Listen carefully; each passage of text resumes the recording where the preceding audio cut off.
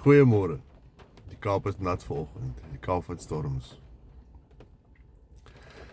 Wanneer jy in die oggend opstaan en jy trek jou wapenuitrusting aan, jy vat jou skild, jy vat jou borsplaat, en jy vat jou swaard,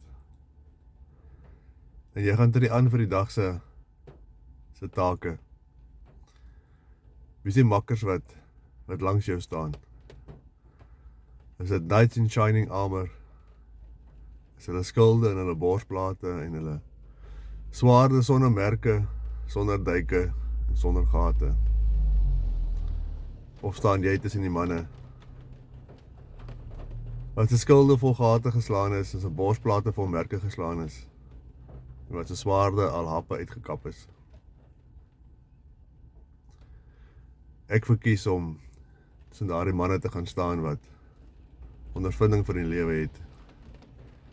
Manne wat al aanval in hulle lewe geoorleef het. Manne wie se skilde en borsplate en swaarde al deur die oorlog is. Hierdie manne met die blink gepoleerde skilde, borsplate,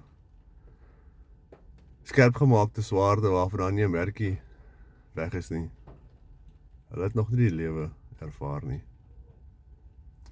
Maar gaan skaar vir jou by daardie manne wat letsels het.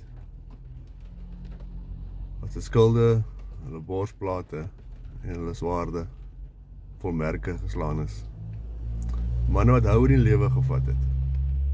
En wat weet wat dit is om in God se woord en in God se geloof vas te staan.